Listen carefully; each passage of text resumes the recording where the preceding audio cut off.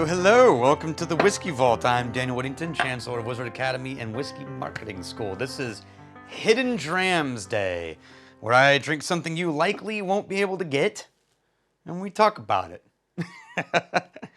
It is a Canadian whiskey today. Now, I've had to ask some questions. I'm going to have to get my phone here in a second and read some notes that one of our Psalms sent me. But this is Bearface, Canadian whiskey, and it is a gift from Teresa Smith, who's one of our very few level 4 whiskey sommeliers, also known as Canadian Whiskey Smith on the interwebs. And she left this along with like 10 other bottles when she came to campus recently to teach, actually. And this one is weird.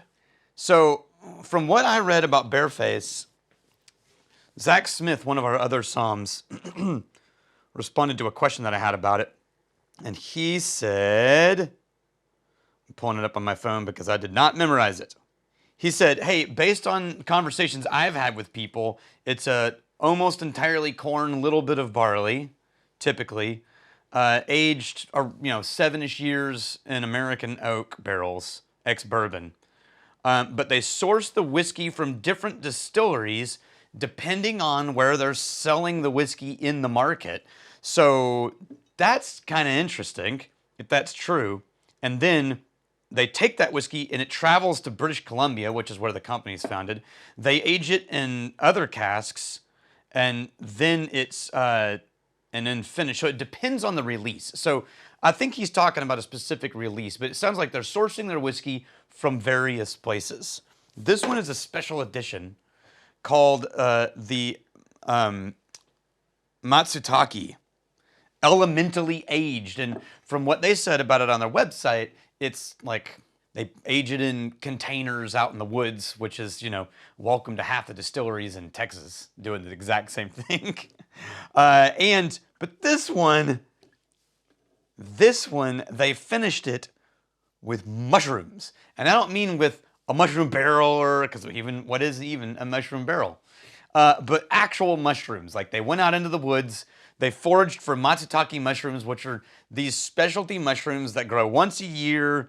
It's a pine mushroom, and they're big old fat mushrooms. And the video has them like taking that pile of mushrooms into a container and pouring the whiskey into it. And they said it gave the whiskey this nice umami note, which I'm sure it did. But I had to try that because that's just so weird. And I probably should, if I was being a little more reasonable, I should try one of their more standard Bearface releases, which I know we have in the vault, alongside of it. But this is just weird. And so we're going to see what we experience here. Are you ready? I'm not sure I am. Okay. If I was going blind on this,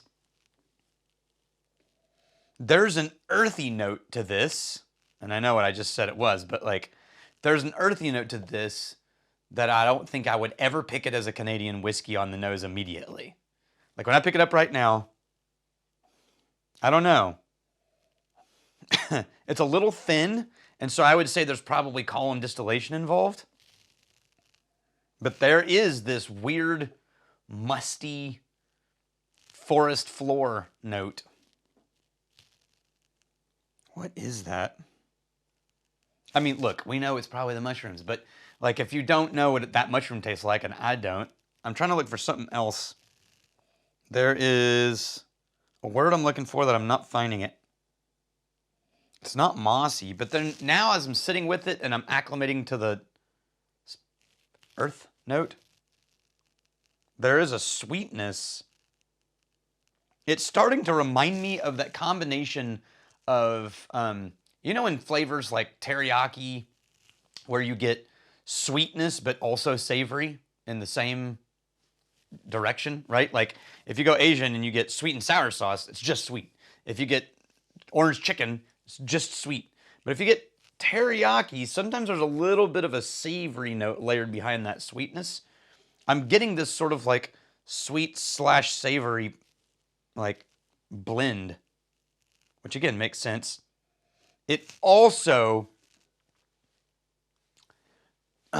it would also make me wonder if something was off with the barrel. Like if I didn't know that something else was going on and I smelled this clean, I would say, I think you might have a barrel problem because this is not a normal smell for just barrel impact.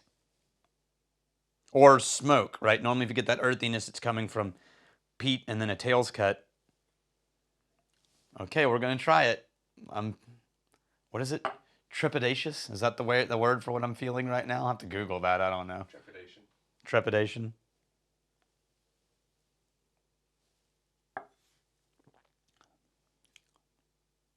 Okay.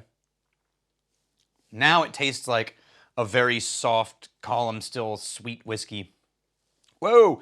And then only in the aftertaste does this sort of weird coating layer turn into a meatiness.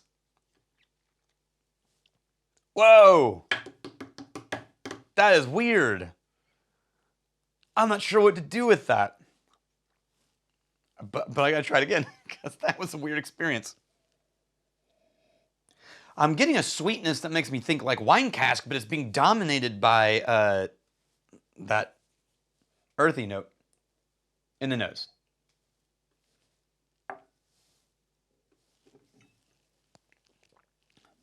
$42.5. Okay. Yeah. So if I was going blind, I would guess that I was drinking a blended scotch that was not smoky, but was a little bit too earthy, musty. And then I would wonder if something's a little off with the barrels. So I would not, it's not wrong. It didn't taste bad. Don't hear me that this tastes bad. It just doesn't fit any of the preconceived categories in my head of what these things should taste like, which I'm certain is what they're going for. The aftertaste is very much umami and earth, not sweetness. But, I don't know. So remember when I talked to you about deductive tasting, and all deductive tasting is creating all the patterns in your head and then taking what's in front of you and sort of mentally comparing it to the historical patterns you have in your head. This is not lining up with any of my historical patterns for Canadian whiskey of any kind, and it's kind of not lining up with just standards for the base levels of whiskey I've had around the world. It's tiptoeing in like 3 different directions at the same time, and if you do that blind, it can make you think something's wrong because you're comparing it against internal standards. But I'm not saying something's wrong like it tastes bad. I'm saying it doesn't fit anything. And so if I was analyzing, I'd be like, it could be a sherry cask blended scotch, but something's wrong with that. Or it could be Canadian, but something's wrong with that. It's not. And so it is violating all of my preconceived patterns, which is, you know, kind of fun to do once in a while. I don't know that I would crave this. It's too, it's just too weird for me. I'm boring as a whiskey drinker. Like when I drank beer too, like everyone else went into all the weird beers that were super cool and all the craft guys were doing, and I was like, I'll just take a Guinness or a Bass or a Shiner Bock, and that was fine. I am not the weird whiskey guy, so this is probably not for me. But it was a fun exploration, and I love their art and their bottle. I love the idea of what they're doing. I wish they were a little more transparent about exactly where the whiskey was coming from, but there's probably non-disclosure agreements, but whatever. I'm always going to say, tell me where it's from. I want to know all the details on the bottle, like not having to like fight for all through the interwebs to search for things. But anyway, Teresa, thank you for this adventure. And to you guys, I hope this was interesting and entertaining for a Friday. And I'm really glad you're here. Cheers. If you want more reviews from a basic whiskey, then this is your channel.